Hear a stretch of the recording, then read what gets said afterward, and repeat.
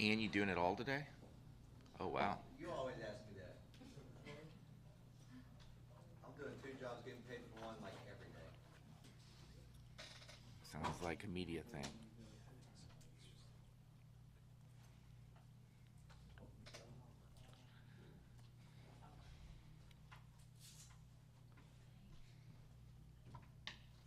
I need like 2 more minutes to listen. You guys are fine. We're the ones that delayed everything, so take your time.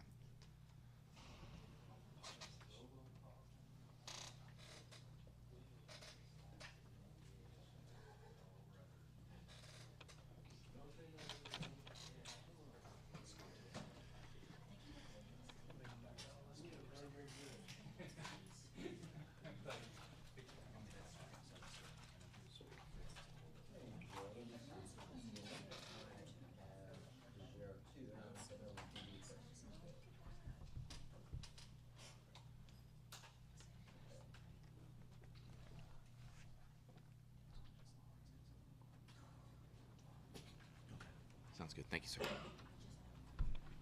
can say it's the officer.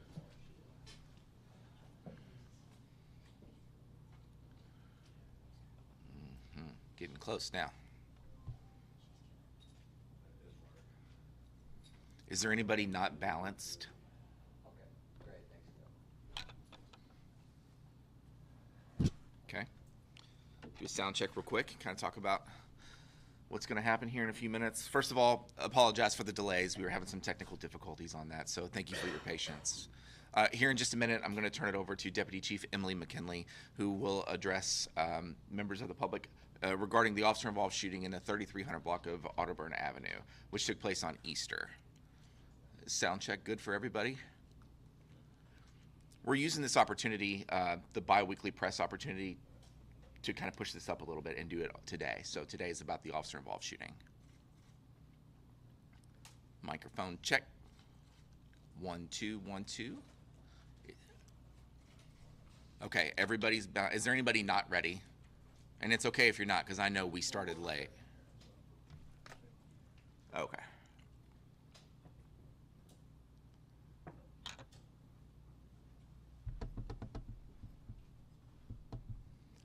We are going to be showing 2 body-worn camera videos today.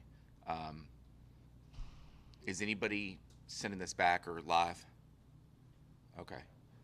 There's a little language. There is of your discretion. There's a little language, and then obviously there's the injury, and it's blurred for the most part.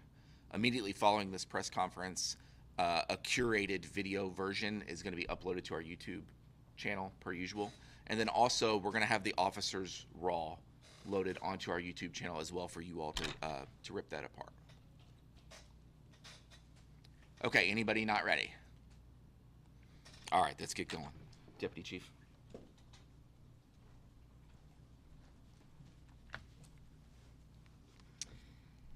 Thank you all for being here today. We are going to provide an update to one of our most recent officer-involved shootings. This is the shooting that occurred on April 20th of this year, 2025, in the 3300 block of Otterburn Avenue. Again, anything I say is preliminary right now. We do need to recognize that this is in very early stages of this investigation. This happened a little over a week ago, so there's still plenty of interviews to be done, a lot of evidence to still come through, so anything that is released today is still preliminary in nature. If you recall, around 12:30 p.m. on April 20th, officers responded to a call for service in the 3300 block of Otterburn Avenue on a report of a male who was yelling, he was possibly intoxicated, and breaking out apartment windows. When they arrived, they encountered the male and began to speak with him. They recognized immediately that he had a knife, and they told him, "Do not reach for the knife." Officers continued to engage in conversation with the gentleman, and he approached them on foot. As they tried to detain him, at this time, the subject resisted. He was taken to the ground by officers where the knife fell out of his pocket. Once on the ground, and you'll see in body-worn camera video, the subject reaches for the knife. He begins to attempt to stab one of the officers 2 times in the vest. The knife does make contact with the officer's vest. The other officer attempts to deploy his taser, which is ineffective. At that time, that same officer discharges his handgun, striking the subject in the head. Both officers render aid immediately. EMS responds. He is transported to University of Louisville Hospital where he was pronounced deceased. Before we get any further, I do want to acknowledge that incidents like this, especially those that result in the death of another human being, have a significant impact on everyone that is involved. Officers, it takes an extreme emotional toll on them. They are making split-second decisions in very tense, rapidly unfolding situations that are violent and volatile in nature.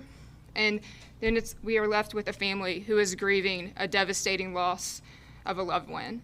And no officer wants to ever use force, let alone deadly force. That is a very life-altering and emotional event for officers. And then, no mother could ever prepare for the grief of losing a son or daughter, especially in circumstances like this. So incidents like this do have a very significant impact on the people that are involved, as well as our community. And that's why it's so important that we as a police agency are transparent in what happened. We are communicating to the public what happened, how we respond to runs, and how we make decisions. And that's what we are trying to accomplish today. This slide is repetitive. You all have probably seen this slide before. We show it before our officer-involved shooting videos. We've done this for several years, but we want people to understand what our safety priorities are and how officers are making decisions, how officers are trained to make decisions.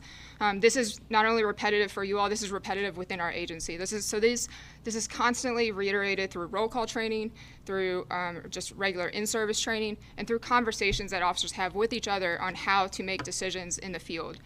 So we are going to assess who is in the most danger, who's in the most imminent danger, and who can control the situation. So that will progress through this progression here as far as victims have the least amount of control over the situation, and then uninvolved citizens that might be in the area, and then officers, and then ultimately the subject or the suspect at hand would have the most control in making a decision to comply with officers. So that is our safety priorities. That is how we make decisions. And then this is another repetitive slide that is also repetitive in our agency, but these are the Graham factors. And if you recall, so Graham v. Connor is a United States Supreme Court case that established criteria for assessing objective reasonableness for any police use of force in the United States. And so the court is going to look at the severity of the crime at hand, the immediacy of the threat, so what is the threat posed, and then the resistance level that the subject is offering to the officers, and if there's a potential for flight. So these are all the factors that the court is going to look at when assessing the reasonableness of force, and that's what we use to also assess the reasonableness of force when it comes to policy. Just a reminder of how our body-worn cameras work. So there is a 30-second buffer prior to the activation that will not include audio when an officer activates their body-worn camera video. And there's multiple ways that officers' body-worn camera videos are activated. So officers can activate their body-worn camera video, and I'll step off to the side, by manually pressing the center button on their camera. The officer's body-worn camera video can also be activated through lights and sirens. So if an officer's vehicle, if they turn their lights and sirens on, not only do their body cameras activate, but any officer in the close proximity to that vehicle, their cameras will also turn on as well. Cameras are also activated when an officer draws his or her firearm, and it's not just theirs, it's any camera in the close proximity, as well as the taser. So the taser activates cameras as well. So there's multiple ways that an officer's camera will become activated. Also, cameras are attached to our uniforms via a magnet. I'll step off to the side again. But the camera is attached. It's a strong magnet, but you can remove the camera. And we need to remove it to charge the camera, download the camera, to wash your uniform. So the camera can come off. And I say that because you'll see in one of these videos, one of the officer's camera does become dislodged from his uniform during the interaction, the close physical interaction with the suspect here. So.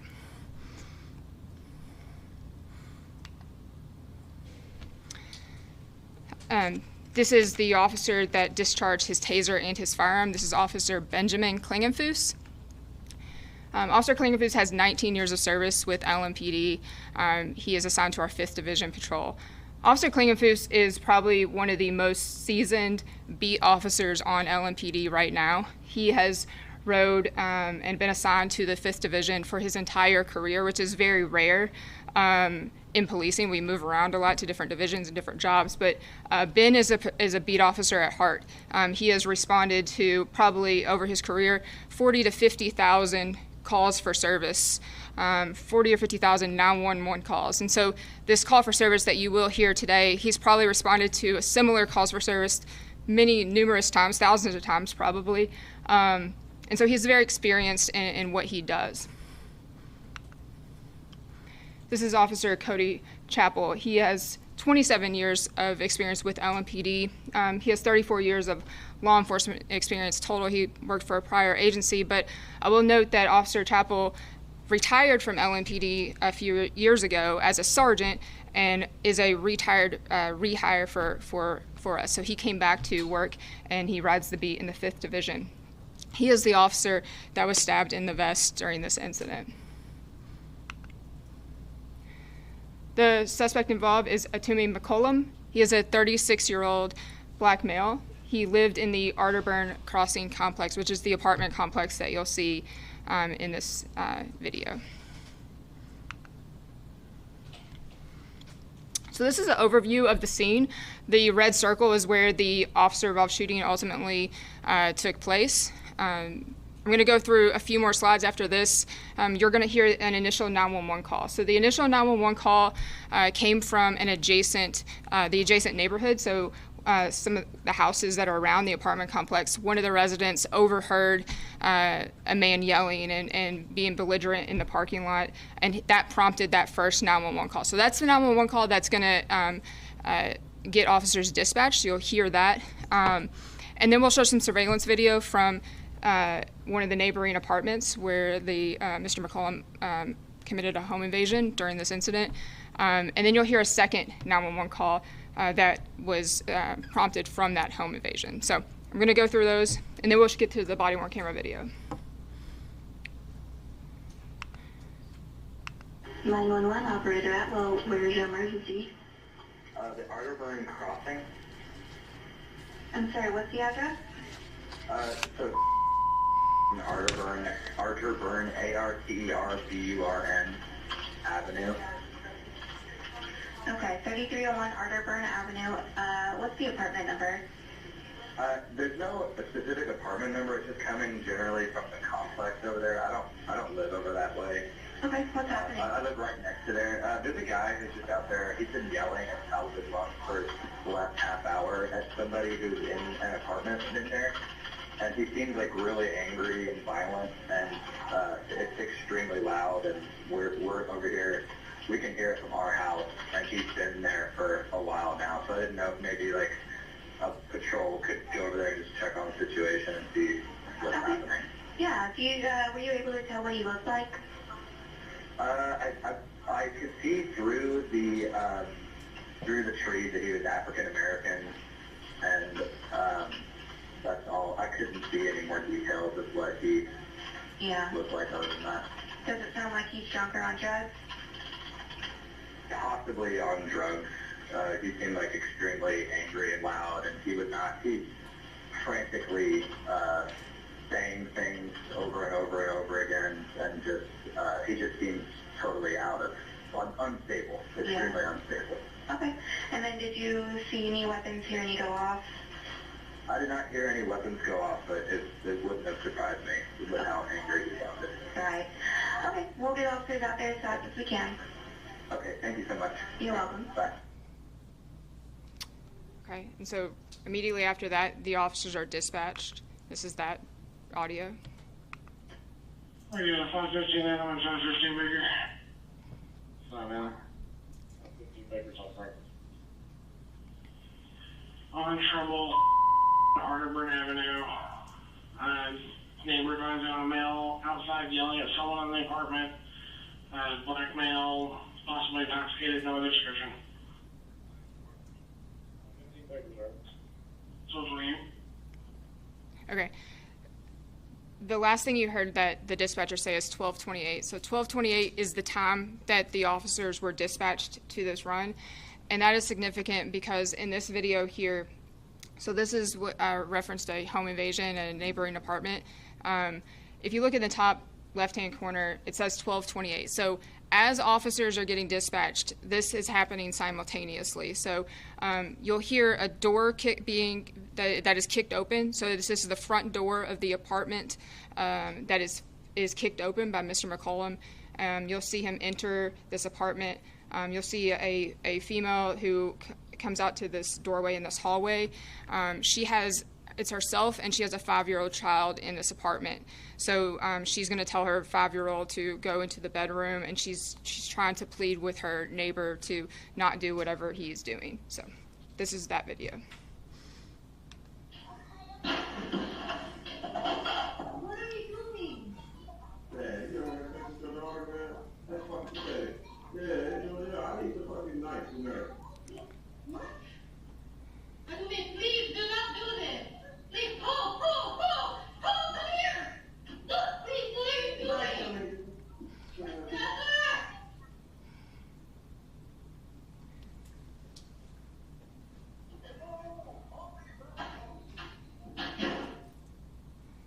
So he stole it was about a 5-inch blade kitchen knife from her kitchen and exited that apartment. Now, just keep in mind, officers are en route, still coming, and as this is happening, and so they're getting on scene now. You're now going to hear a second 911 call that is prompted after this home invasion occurs. 911, operator Green, where's your emergency? Yes, ma'am. Somebody just tried to break in my condo. There's been neighbor upstairs. What's your address? Hurry. What's your address, ma'am? Harderburn, please hurry. What's the name of the street? Harderburn, please Arbor. hurry. Okay. Tell me exactly what happened, ma'am. What? Tell me exactly what happened. He just broke out my window. Okay. I already got a call for service up. Who broke out your window? He just broke out hers too. Okay, I already got a Who is he, ma'am? Our neighbor, please hurry. Yes. We need to be in here. Okay, which apartment are you in? Whoever took me in what? What apartment number are you in?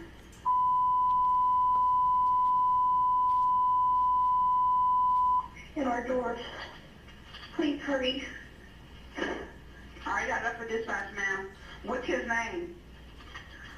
Assume McCollum. Mom? Assume McCollum. White, black, Hispanic? Oh, the police are already here. They're there? Yes. Okay. What's your name? What? Where are they leaving? No, they're not, ma'am. What's your name? I'll let officers know you're... Okay. He's in my apartment. He broke out my window. Where are you? I'm upstairs and He's in your apartment right now? yes, and he broke out her door too. Okay. I got it up Told for... him to get out of the car and hurry. So I got it up for dispatch. I told him that he is in apartment... Is that correct? He's down on the floor. He broke out my first floor window. Okay, I heard that, ma'am. Is he inside your apartment physically? I don't know. I'm upstairs. Okay, ma'am, you just told me he was inside your apartment. I'm trying to get the information straight for the officers. He's running around breaking on my window, pushing my bed out of the way. Okay. Do you know what he's wearing? Black pants, black shirt. Okay, well, the officer's already there, ma'am, so they're probably checking the area. No, they're out in the parking lot on the right. Come to the left by the black Mercedes. Okay, I'm updating them now, so we got an address of Arterburn Avenue. Is our number. Okay, I'm gonna get them to come to you guys, There okay? he is. There he is.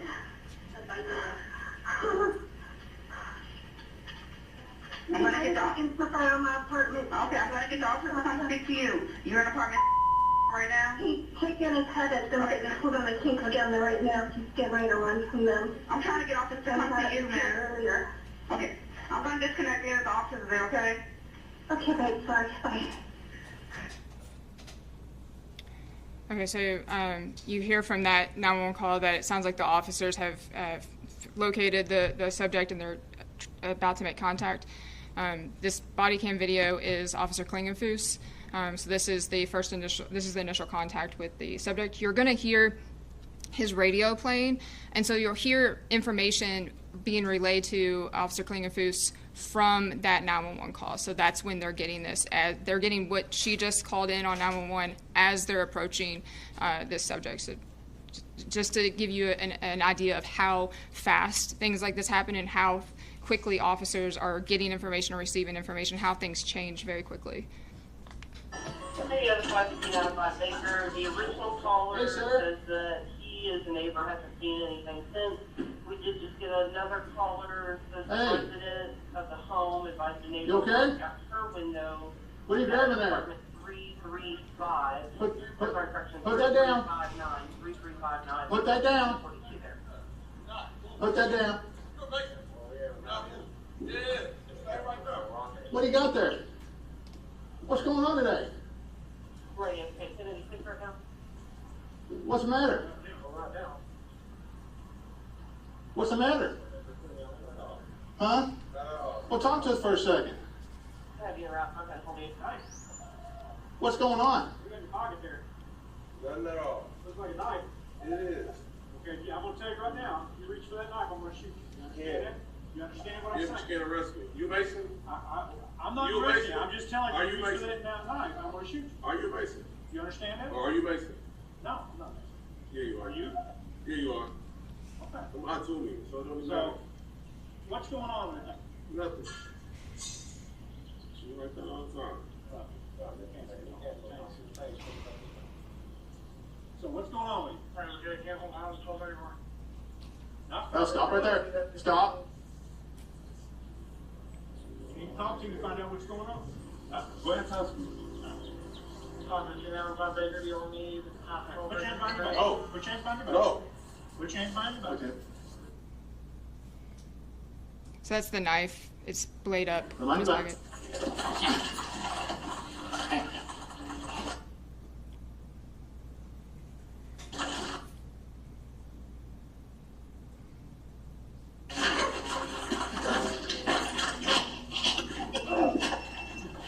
That's the taser noise, and that is the gunshot. You see his body camera has dislodged during that altercation. You okay? Take a hand. Stand. One to head.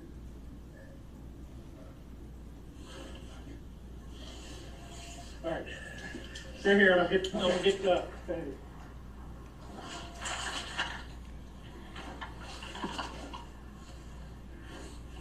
Dang it.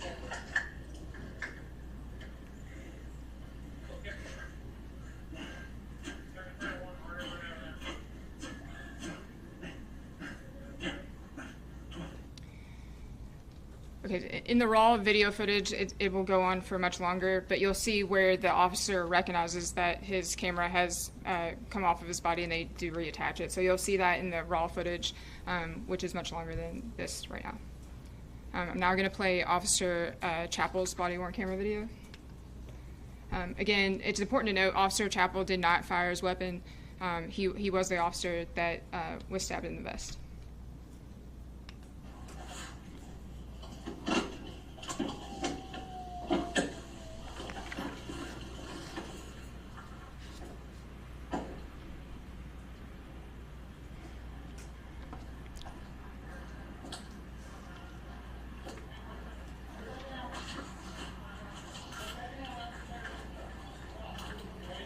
Well, we have him out here. He's got some kind of rock in his hand.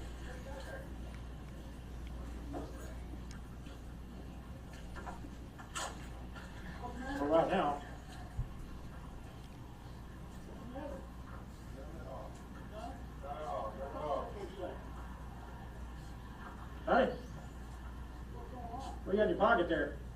Nothing at all. Looks like a knife. It is. Okay, I'm gonna tell you right now, if you reach for that knife, I'm gonna shoot you. You understand that? You understand what I'm You saying? can't arrest me. You Mason? I'm not You arresting you, Mason? I'm just telling you, Are if you you reach for Mason? that knife, I'm gonna shoot you. Are you Mason? You understand that? Or are you Mason? No, I'm not a Mason. Yeah, you are. Are you? Yeah, you are. Okay. I'm hot to me, so don't even. So, what's going on with you? Nothing. See right there on the car. 5:15, baby. You can cancel it, Tom. For retaining 6 right this minute. So what's going on with you?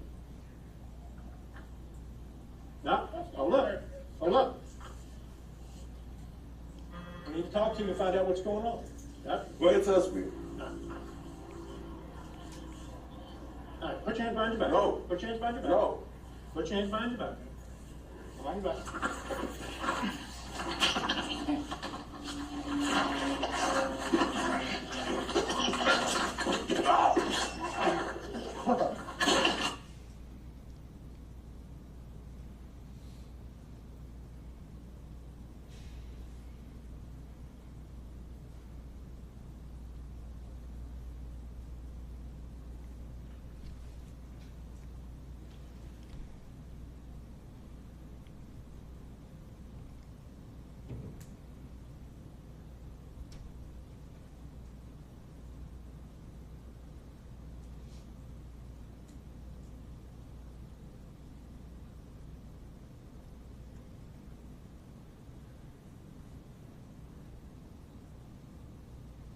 About 15 later, shots fired.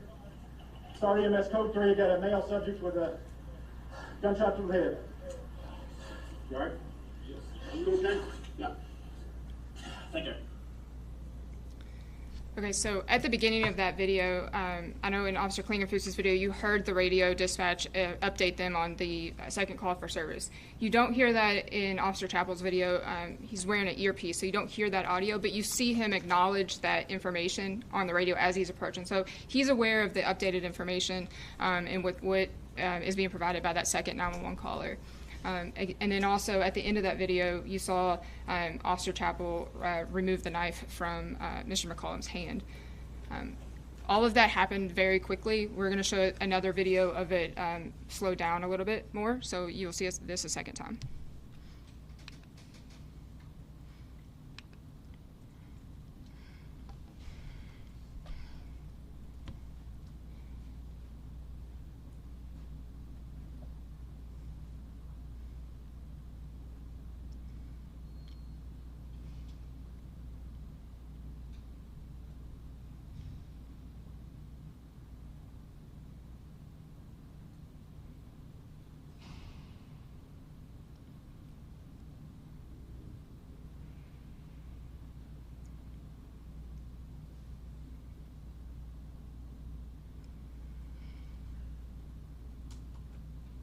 About 15 later, shots fired. Start EMS code 3, got a male subject with a gunshot to the head. You alright? Yes. Are you okay? Yeah. Thank you, ma'am. Stand. One ahead.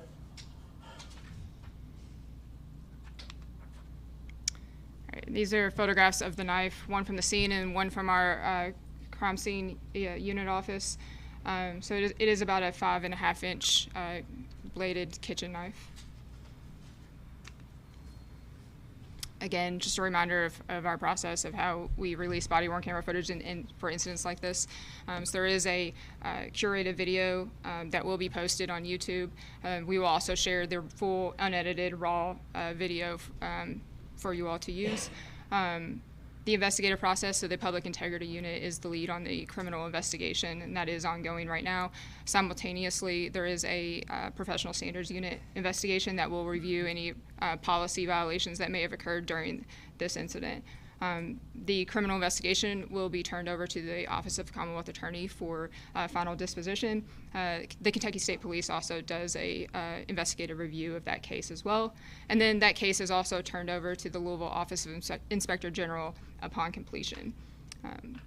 Per any other critical incident, the officers involved are placed on administrative leave pending the investigation. The chief does have the authority to take immediate disciplinary action if necessary. And then prior to returning to duty, officers do undergo psychological examinations and medical treatment, as well as any updates on training that they may need as a result of this. After this investigation, we will present this case to our performance review board, which will look at the case and see if there's any improvements department-wide that we need to make when it comes to training or policy that could help future similar situations like this to have better outcomes. And then the findings of the criminal and administrative investigations will be made public once they are complete. And at this time, we'll open up for any questions. Can you tell us more about when the stabbing took place in that video? You said he was stabbed in his vest twice. Chapel. Yes. Yeah. Where in that like slowed down scuffle is Right. that happening? So again, this happens very quickly, Yeah. Also the body worn camera is you have to understand they're very close to each other. So, but you'll see in the video his hand come around twice. His hand comes around, and it happens very fast. But that's where the knife makes contact with this part of his vest. So. Is that the part where you're talking, he did the freezes? Yes. With the circle, so his arm is moving when he did Yes, those and freezes? yes. Can you confirm if he is asking the officer, is he racist? Is that what he's asking? The question was, could we confirm what the Mr. McCollum is asking the officer if he was racist? He asked, sounds like he's asked, "Are you a Mason?" So Mason, and then the officer says no, and Mr. McCollum tells him his first name, that he's a Tume. Did he live at that apartment, and did he know that woman? Yes, and yes, they were neighbors. They were familiar with each other. The suspect's mother called us claiming her son had a mental health issue. Can you all confirm that or comment on that? You know, I don't know his medical history, and I don't have authority to release that information. So I don't know. Did you all ever take a look at that vest to kind of see where the... Yes. So the question was, did we ever take a look at the vest to see where the stab mark was? Yes, there is a rub mark on the vest from that. So, What was your gut reaction when you saw that? He's very lucky. I mean, that being that close to a knife with that much force that's coming at you, we are very lucky that nobody was injured, and that Officer Chappell was able to go home. And I'm thankful that he was wearing his vest, and that's why we have the vest that we do.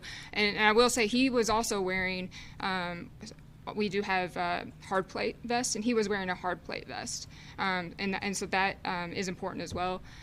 It is an extra layer of protection that we provide our officers, and so I'm glad that he is okay. Made all the difference in this case. Absolutely.